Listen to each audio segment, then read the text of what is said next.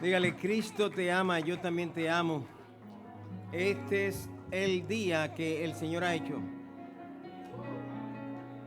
Día para alegrarnos y regocijarnos en el mismo. Pueden ocupar sus asientos, ya Rosa lo dijo, estaremos viajando en unas horas hacia Puerto Rico para despedir en cuerpo presente y en alma ausente a nuestra querida madre. Acostumbrarnos sin su voz, como diré en el funeral. Yo viajaba largas horas y como ella era una conversadora extraordinaria, al igual que mi papá, pues yo, por lo general, Rosa no habla mucho para largo. Rosa me dice unas palabras, me dice, no, estoy ocupada. Si hablo con las muchachas, me dicen, papi, tengo que hacer algo. Pero mi papá era un conversador extraordinario que te podía tener 2 y 3 horas hablando y mi mamá ni hablar, sin repetir lo mismo. Mi mamá era una mujer inteligentísima, brillante. Creo que tenía la mejor grafología o la mejor escritura de todos nosotros. Todavía mi mamá acentuaba las palabras llanas, agudas, esdrújulas y sobreesdrújulas. Y aunque no había vivido aquí mucho tiempo, sino comenzó a llegar aquí en el 1970, todavía en inglés podía entender a la gente, podía escribirle el inglés, lo podía leer y podía comunicarse en inglés. Si iba a un Burger King, sabía lo que iba a pedir. Si iba a una tienda a comprar algo, sabía lo que iba a comprar. Se ponía a hablar con las hermosas y saben las muchachas que tenía esa mente tan especial, pero sobre todo lo más que admiraba que tenía ella, al igual que mi papá, era la memoria extraordinaria que tenía mi mamá, una memoria que quisiera yo tener la memoria algún día que tenía mi mamá, que el regalo que nos haya dejado sea el de la memoria.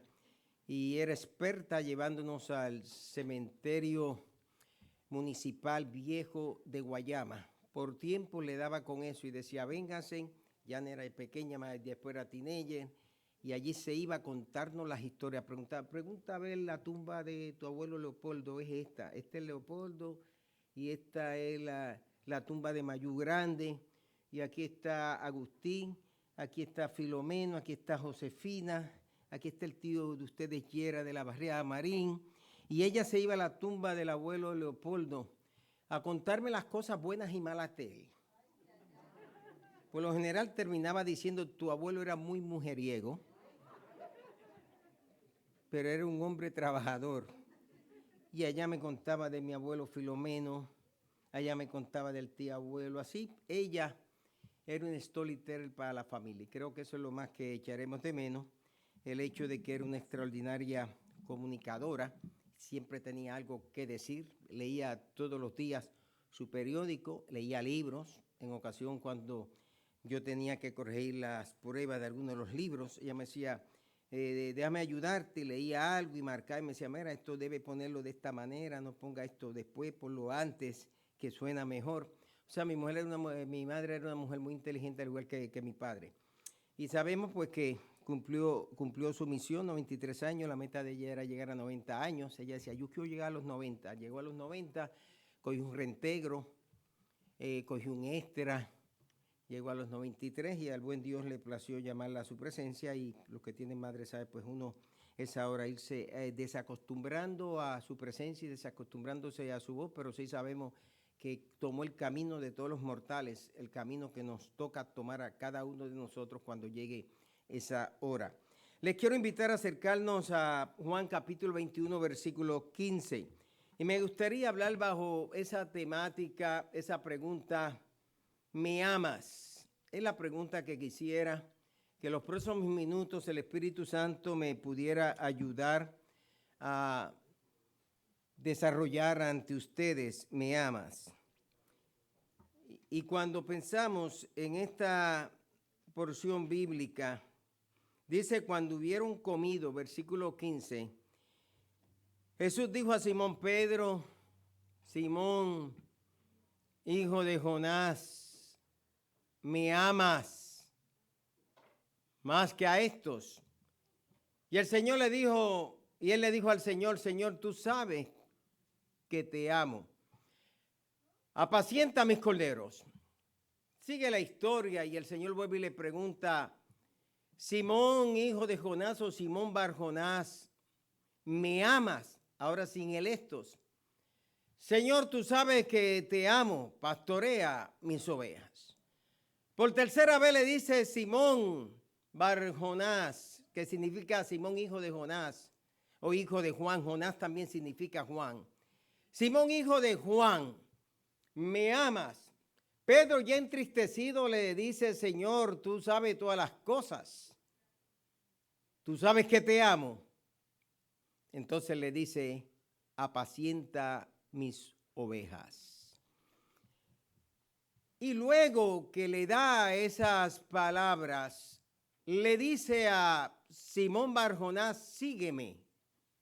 Y luego le dice, cuando tú eras joven, tú te ceñías a ti mismo, pero cuando llegues a viejo, extenderás tu brazo y otro te va a ceñir. Y con esto le daba a entender la clase de muerte gloriosa que él habría de tener. Y los discípulos entendieron que esto se refería a la muerte de Pedro. Quisiera enfocar con ustedes este diálogo, esta conversación que suele entre Cristo y Simón Pedro. Primero, apuntar que se le llama Simón Pedro y segundo, apuntar que se le llama Simón Bar Jonás. Simón Pedro era el término que más se utilizaba cuando se estaba en la Jerusalén. La identificación de la mezcla del nombre hebreo con el nombre griego. Simón hebreo, Petros griego. Pero el nombre Simón Bar Jonás o Simón, hijo de Jonás. El término Bar significa hijo, Bar Jesús significa hijo, de Bernabé significa hijo. Ese término Bar siempre significa hijo. El término hebreo para hijo es el término Ben, o seas hijo de Nun, o seas Ben Nun. Y se hace una combinación que él se dirige en ese término de Simón Bar Jonás, que era la manera de dirigirse en la Galilea, porque el idioma principal de la Galilea, un derivado de la lengua semita del arameo, era esa lengua aramea, pero una lengua ya más de campo, una lengua más pueblerina, una lengua más cómoda en la comunicación. Había comido, les había dado de comer de aquel pescado asado con pan y después que hubieron comido y estaban saciados, él le hace 3 interrogantes.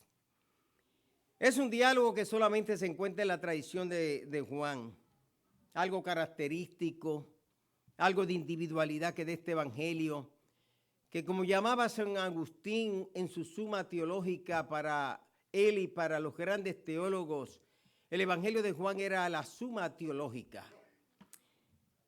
Es interesante que yo observé, y siempre Pedro Aceituno me dice, Quitín, el pastor dice, es interesante. Y el reverendo Miguel Ángel Rivera dice, es interesante. Y yo no sé si él lo copió de mí o yo lo copié de él. Pero es interesante que aquí surge un trío de 3 preguntas, de 3 respuestas y de 3 comisiones. La pregunta siempre es la misma con un ligero variante. Simón Bar Jonás, ¿me amas más que esto? Simón, ¿me amas? Simón, ¿me amas? Y tu respuesta es, te amo, te amo, te amo. Y la comisión es, apacienta a mis corderos, pastorea a mis ovejas y apacienta a mis corderos. Una manera no solamente de responderle a las inquietudes de Pedro y reafirmarle a aquel que lo había negado 3 veces, no conozco a ese hombre, con reafirmarle ahora en un proceso terapéutico que le está dando. Siempre los consejeros reafirman a la persona en aquella área de más debilidad o de más necesidad emocional.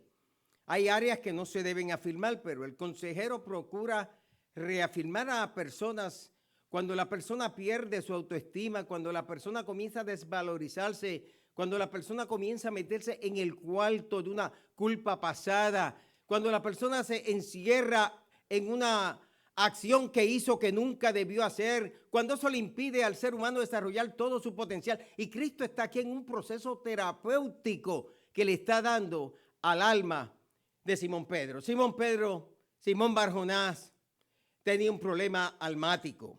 Y muchos de los problemas que tienen los seres humanos hoy día son problemas almáticos, problemas del alma, distanciamiento espiritual de Dios, alejamiento de Dios, falta de comunicación con Dios, falta de comunión con Dios, falta de conversación con Dios, falta de encuentro con Dios. Primero consideremos que Simón Pedro o Simón Barjonás es confrontado públicamente con la pregunta: ¿me amas más que estos? Simón Pedro era la voz de los discípulos y es nuestra voz. Simón Pedro era los oídos de los discípulos y es nuestros oídos. Cuando Simón Pedro hablaba a los discípulos. Cuando Simón Pedro escuchaba a los discípulos. Cuando Simón Pedro se pronuncia, nos pronunciamos nosotros. Y la pregunta es: ¿me amas más que estos? ¿Me amas más que estos 10 discípulos míos que están aquí juntamente contigo? ¿Puedes tú afirmar que tú me amas más que todos los demás que están en esta congregación? ¿Que me amas más que todos los que son miembros de la IPJQ? ¿Te atreves a decir públicamente y a profesar que tu amor por mí es mayor al de los otros discípulos? Es cuando llegamos a ese momento de confrontación, de levantamiento, de resurrección emocional, cuando Pedro, que se sentía deprimido, acongojado, cuando la mirada de Jesús en su tercera negación y cuando canta por segunda vez el gallo, Pedro se sentía que le fallé al maestro y él me avisó y me dijo: Satanás anda zarandeándolos como al trigo, mas yo he rogado por ti, pero también he rogado por los demás. Y cuando llegó el momento, Pedro se olvidó de la gran lección que había recibido en su vida. Jesucristo quería que Pedro pudiera responder delante de todos los demás discípulos porque le tenía una gran misión y le tenía un gran encargo. Ahora, cuando en su ausencia ellos experimentarían su presencia por medio del Espíritu Santo. Él desea que tú y yo sintamos lo mismo que cualquier otro creyente, pero que nos sintamos dentro de nosotros, que lo amamos más que cualquiera. Que tú puedes decir: yo amo al Señor más que cualquiera. Mi madre tenía una expresión, y perdonen que la mete en esto, y es que muchas veces cuando yo estaba con ella, se lo decía a los demás hijos: pienso igual, no puedo tomar. Pero a veces me miraba a los ojos y me decía: papu, yo te amo mucho. Y ese te amo mucho para mí significaba demasiado. En ocasiones estábamos en reuniones y ella se olvidaba que no era papo, que era el obispo, que no era papo, que era el pastor, que no era papo, que era el doctor, que no era papo, que era el reverendo, que no era papo, que era el vicepresidente de Radiovisión Cristiana. Y me decía: ¿verdad, papo? Papo. Y después me decía: te pido perdón porque te llamé papo delante de esos ministros, que no te preocupes. Es saber hasta dónde está nuestro amor. Simón Pedro había negado 3 veces al Señor y había declarado: no conozco al hombre. Y de aquí se han predicado muchísimos sermones. Era una amarga y sin sabor experiencia y una dura experiencia que de alguna manera había agrietado la personalidad de Simón Pedro.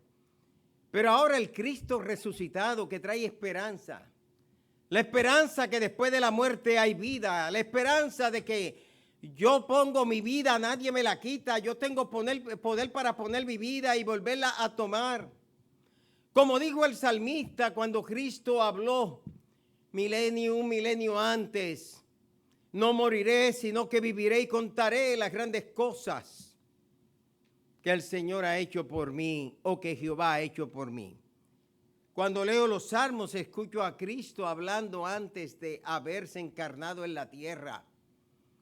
Cuando leo el Génesis, veo a Cristo presente y manifestado a Abraham, y cuando leo el libro de Josué lo veo presente como el comandante, y cuando leo el libro de Daniel lo veo en el foso de los leones, y cuando leo a los profetas encuentro a Cristo en algún lugar como la estrella de Shiloh reflejado en alguna profecía.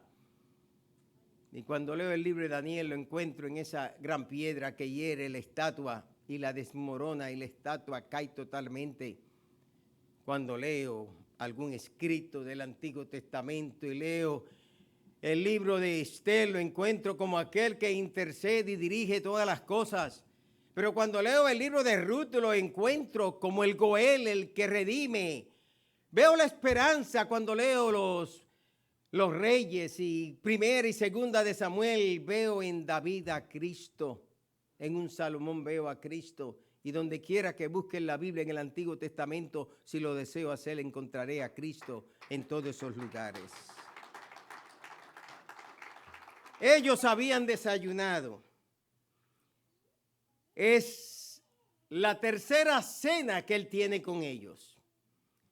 La primera fue la cena pascual, que le dijo, hagan esto en memoria de mí todos los días, pero era una cena que parecía restringida y cambiada para ellos. Pablo la certifica y la da como ordenanza de la iglesia. Por eso Pablo dice, y me fue revelado que el día que fue entregado, tomó el pan, lo partió, y dio este es mi cuerpo por vosotros entregado, y tomó la copa y así mismo dijo, este es el nuevo pacto de mi sangre que será derramada por ustedes, y haced esto en memoria mía todas las veces, y nadie se acerque a la mesa si ha cometido alguna ofensa. Y él viene y le llama a la cena del Señor, y Pablo toma lo que era una cena pascual cambiada para esos discípulos y la transforma ahora en una ordenanza para la iglesia. Habían desayunado y él se acerca y le pregunta a Simón Barjona, ¿me aman más que estos? Lo interesante es que la palabra agapas, de agape, del verbo agapeo, es una palabra que está hablando de ese amor de relación, ese amor desinteresado. Pero Pedro o Simón Barjona le responde, tú sabes que te amo. En el griego serían dos palabras. Reina Valera puso la misma palabra. Simón Pedro, me ama más que esto, tú sabes que te amo. Pero los nuevos traductores dicen, no señores. La primera palabra es la palabra ágape, de agapao, de agapa. Y la segunda palabra es fili, de fileos. Por lo tanto, la segunda palabra debe significar te quiero. ¿Me ama Simón Pedro más que esto? Tú sabes que te quiero. Es la manera que el Señor le da las instrucciones. Habla de los corderillos como los arnes, como las arnías. Y se refiere de igual manera a las ovejas. Eso nos habla del sentido de amistad, de amar como entendemos en primer lugar que Jesús lo expresa. Pero ese segundo término, fileos, significa el sentido de amistad.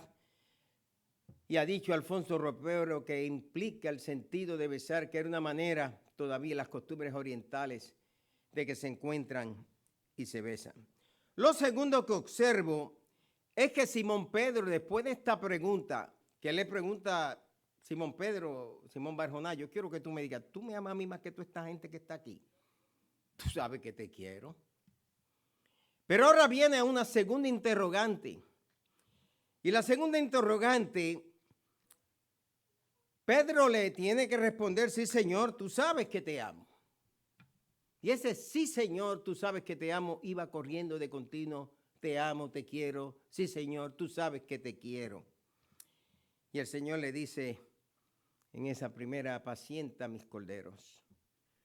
Interesante que habla de corderos, que habla de ovejas, que dice apacentar corderos, que dice pastorear ovejas y termina diciendo apacentar ovejas. Los corderos y las ovejas representan a los creyentes, representan el gran rebaño de Jesucristo. Jesús estaba poniendo en las manos de su amado discípulo el rebaño de la iglesia, no como lo interpreta la tradición católica romana que lo transforma en el primer papa o como interpreta las iglesias ortodoxas que lo transforman en el primer obispo, títulos que lleva el Papa de Roma, por eso carga tantos títulos de obispo, de papa, de pastor, de tantos más que tienen que cargar. Jesús le dice: apacienta a mis corderos. Pero los corderos pueden representar a esos que entran nuevos al rebaño, a esos que nacen nuevos en la fe, a esos que son jóvenes dentro de nuestras comunidades de fe, que necesitan ser apacentados. Apacentar era llevarlos a buenos pastos, apacentar era cuidarlos que comieran bien, apacentar era darle el agua que necesitaban, apacentar era darle la seguridad que podían tener. Y solo en Cristo, mis hermanos, podemos tener esa seguridad. Esa juventud que hoy día necesita acercarse a nuestro Señor Jesucristo. Pero la pastora reverenda Verónica Pérez, del Centro Familiar en el DF en México, llama a esos corderos los recién paridos de rebaño. Esos que recién nacen en el rebaño, que necesitan nuestro cuidado, nuestra atención. Así como alguien nos cuidó cuando fuimos nosotros esos corderos recién nacidos. Pero lo tercero que quiero señalar y observar es cuando Jesús le pregunta, segunda vez y la tercera vez: Simón Barjonán, ¿me amas? Señor, sí, tú sabes que te amo. Es lo que el Señor le quiere hacer responsable a él. Pero la tercera vez algo cambia en la mente de Pedro. A veces le puedes preguntar lo mismo a tu esposa o a tu esposo: ¿me amas? Sí te amo.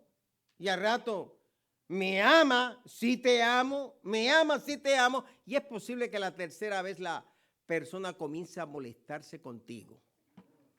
La mucha repetición enfada y molesta. ¿Por qué me pregunta tanto? Si ya le contesté. Pedro parece que no era una persona que le gustaba que le preguntaran lo mismo varias veces. Y Jesús lo conocía, pero Jesús está trabajando con el psiquis de él, está trabajando con los sentimientos de él, está trabajando con las emociones de él. Y cuando Jesús comienza a repetirnos muchas cosas por medio del predicador, o leyendo en la Biblia, o a través de radiovisión, o a través de aliento de vida, o a través de una llamada telefónica, es porque está trabajando en cada una de nuestras vidas.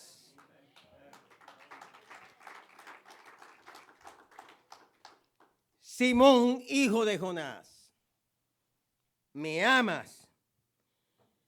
Pedro se entristece la tercera vez. Ya no estaba con el ánimo. La primera vez le contestó con mucho ánimo. La segunda vez le contestó también. Ahora la tercera vez un sentimiento de tristeza se arropa con la vida de Simón Pedro. Y ahora es donde Simón Pedro le hace, si me permite usted, una confrontación. Simón Pedro era directo cuando le tocaba hablar. Y Simón Pedro le dice: Señor, tú sabes todas las cosas. Tú sabes que te amo. Eso es lo que quería el Señor saber, que Pedro lo supiera. Y que Pedro fuera capaz de hacer esa confesión. Hoy día hay corrientes, que no quiero entrarle mucho lujo de detalle, que dice que el Señor sí sabe, y lo sabemos, si vamos a pecar a las 11:30 de la noche, cómo vamos a pecar, y que el Señor murió por todos nuestros pecados, los que habíamos cometido sin confesar, y Él vino a nuestras vidas, los que estábamos en ese momento presentes en nuestras vidas, y aún murió por nuestros pecados futuros. Pero eso no implica que yo puedo pecar a crédito y a largo plazo. Aquí no hay un plan de ley agüey espiritual. Cuando muchachos se compraban las cosas en ley agüey. Mi primera sortija, que tenía mi nombre, una sortija que decía Quitín, 18 quilates, que se utilizaban allá a principios de los años 70, y los brazaletes de oro, muchos recuerdan eso, y eran las sortijas con nombre. Pues yo la compré en una joyería allí de Graham, a ley agüey. y a veces dejaba $2, $5. ¿Se imagina usted que me tomó casi 2 años poder pagar todo eso? Tú ibas a los pawn shop, con las 3 bolitas, 2-1 que no lo vas a sacar. Y usted compraba las cosas y las vendían baratas y usted las pagaba a layaway. Usted se metía a las tiendas en Puerto Rico, la Clockman y otras tiendas, y usted compraba las cosas en layaway plan.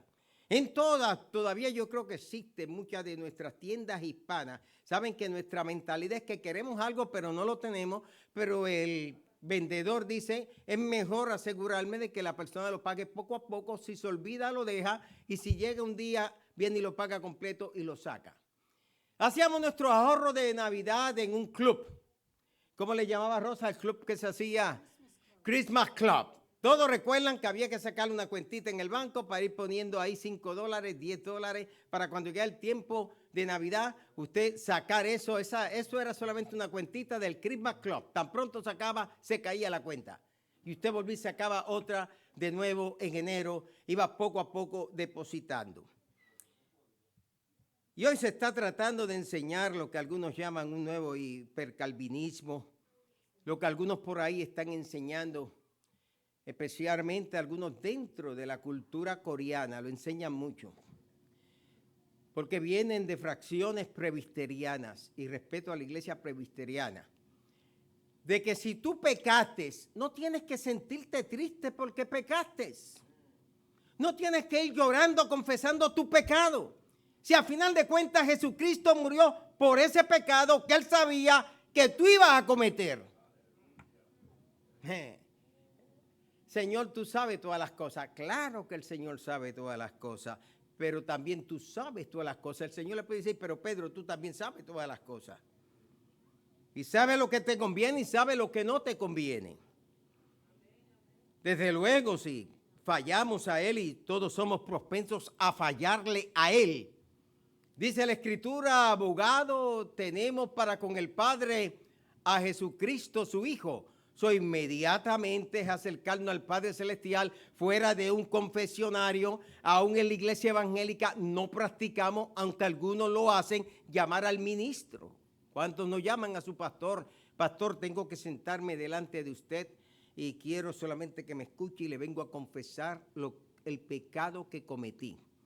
No es que el pastor tiene el poder de absolución para tus pecados. El pastor simplemente te escucha y ora al Padre Celestial para que te ayude a ti a reconciliarte con Él. No es que vaya a un confesionario y vaya delante un sacerdote esperando que el sacerdote me absuelva de mis pecados. El único que murió por mis pecados, que sabía que yo iba a pecar, pero tengo que confesar mi pecado, se llama Jesús de Nazaret.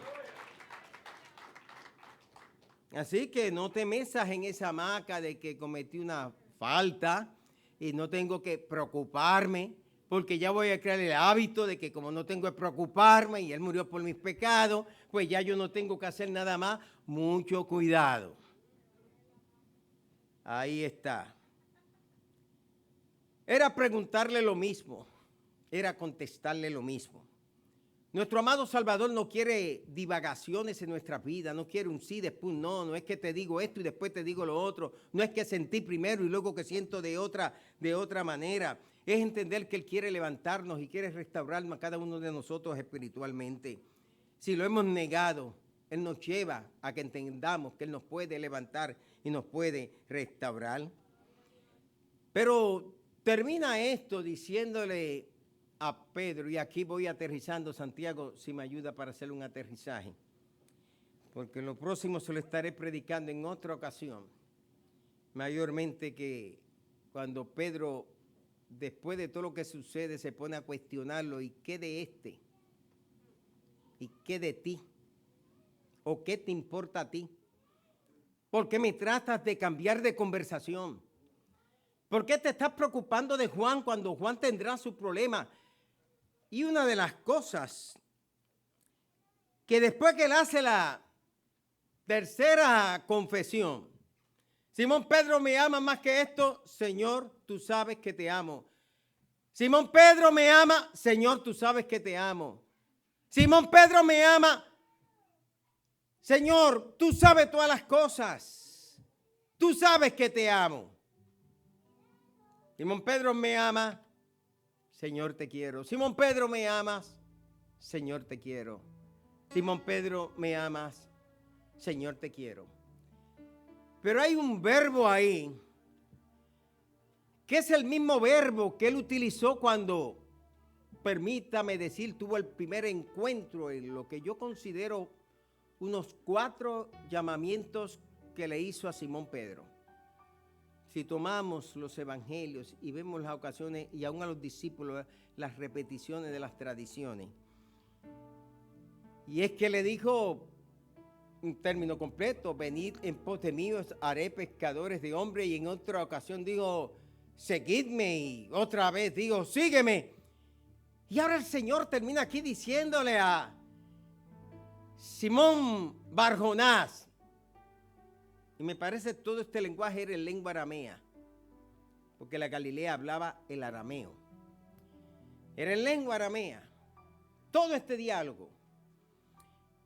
Y termina diciendo una sola cosa: sígueme, levántate, vuelve al llamado que te di al principio. Vuelve a hacer aquello que una vez vi en ti que tú lo podías hacer. Y en un próximo sermón voy a hablar precisamente de eso. Cuando nos olvidamos que no éramos los más calificados, no éramos los mejores. Le voy a mencionar a Moisés, no sé hablar. Le voy a mencionar a Gedeón, de una familia pequeña. Le voy a mencionar a Saúl, de la tribu de Benjamín, de la familia más pequeña de la tribu de Benjamín. Le voy a mencionar a Jeremías. Es que soy joven. No puedo. Soy muy tardo para hablar. Estás escogiendo la persona equivocada. Pedro llegó quizás a experimentar eso en su vida. Yo no era el que iba a quedarse dirigiendo lo que el gran maestro comenzó. Yo le he fallado. Quizás los discípulos ya no confían en mí. Quizás eso me lo van a estar sacando de cara de continuo. Quizás me dirán que tú nos ordenes a nosotros si tú fuiste el primero que fallaste, lo negaste en aquella fogata. Pero ahora frente a otra fogata, Pedro tiene que hacer la más grande confesión y reconocer que lo ama. Escuchen ustedes, que Simón Barjonás me ama, lo ha dicho 3 veces, recíbalo. Sígueme, no a los demás, pero los demás sigan a Simón Pedro. Entrar a un ministerio en la capacidad que sea, no es simplemente por herencia, no es por capricho, sino es por llamado directo del Dios que está en los cielos. Mi madre en una ocasión le dijo, y aquí cierro, a alguien conectado con la familia hace muchos años, que me conocía antes de yo estar en Cristo, después en Cristo, y él pensaba que Quitín ahora se la buscó en la iglesia, y como él sabe hablar un poquito, le llamaban allá en Puerto Rico rapear un poquito. Los dominicanos dicen talmuela, ¿no? Sabe hablar, sabe hablar. Tiene una facilidad de hablar. Y se puso a tocar la temática que yo me aprendo unos cuantos textos bíblicos. Muevo las manos, miro a la gente, puedo hacer lo mismo que tú haces.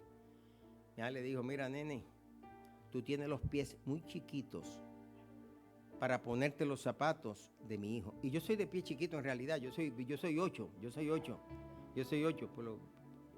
el tamaño es 8, ¿no? Por lo general debía haber sido 9, porque lo normal es el 9. No sé si hay otros que con 5'8" sean 8, pero yo soy 5'8" con 8. Mi nieto es como 12, 11. Los zapatos de él me quedan grandes a mí, pero los pies míos se meten en esos zapatos y le quedan pequeños los espirituales. para yo no quedarme. Y es lo que tú tienes que entender, el Señor te llamó, que le hemos fallado, sí. Que le hemos negado, sí. Que otros no han visto en nosotros lo mejor, sí. Pero lo importante es que tú lo amas. Y esa es la nota que este día quiero que te quede en tu mente, que tú amas al Señor. Un día mi madre llegó a Radiovisión hace muchos años, yo era presidente. Y llega a la emisora, como llegó muchas veces, yo siempre la honré y todo el mundo que me conoce lo sabe. Como otros hermanos míos también la honraron. Y yo llego y cuando mi mamá entra y todo el mundo saludándome como si fuera el jefe, aquello, ella me dice, oye, nene, pero esta gente te respeta mucho a ti. ¿Quién iba a pensar que tú ibas a llegar hasta aquí? Y yo llego y le digo a ella, la llevo a la oficina, la secretaria la recibe, todo el mundo, la madre presidente de la emisora. Y yo le digo a ella, usted se me sienta en esa silla. No, nene, en esa silla no, usted se sienta ahí. ¿Cuántas veces yo no le invitaba al altar? Usted se sienta. ¿Cuántas veces me pedía una palabra y me decía, no, ahora me toca a mí, yo voy a seguir hablando? Pues mi mamá se acabó. Pero de esa matriarca que decía, todo lo han cambiado en mi vida. Un día le dijo a una hermana, yo no sé, de momento llegué a los 80 años y me empezaron a llamar la matriarca. Ya perdí hasta el nombre, ahora soy la matriarca. Toda la vida fue Georgina Antonia Bermúdez Soliván, toda la vida. Georgina Antonia Bermúdez Soliván. Su apodo Toña. Van a buscar los registros cuando nació porque seguía, ¿sabes cómo era antes? Y de momento aparece que la Antonia nunca existió. Ahora me quitaron que soy Antonia también. Toda la vida fue Soliván. S-O-L-I-V-A-N con acento. Y de momento cuando llega el registro, le dicen, no, usted es Sullivan. Y en realidad los Soliván, muchos eran Sullivan en Puerto Rico. Le ponían una L o lo ponían con S y haciéndolo palabra aguda. Pero fue una mujer como la hermana Mercedes, como Nuri y otras que se transforman en matriarcas. Y algo que mi madre me dice a mí, papo, yo no sé, pero yo tengo tantos pastores en la familia, hijos pastores, nietos pastores, nueras pastoras. La familia se ha llenado de pastores. Ese es su legado. Eso es lo que deja a las próximas generaciones. Encamina bien a tus hijos y enséñale a amar a Dios. Día martes, sus últimas palabras para mí fueron estas. Siempre me llamó Papo. Ese día me dijo, Kitin. Siempre decía, Papo, Kitin, muchas gracias. Sus últimas palabras. Siempre hay muchas gracias cuando se ora por alguien. Siempre hay muchas gracias cuando despedimos de alguien. Siempre hay muchas gracias de parte de una madre, pero deben haber muchas gracias de parte de un hijo. Buenas tardes a todos y bendiciones.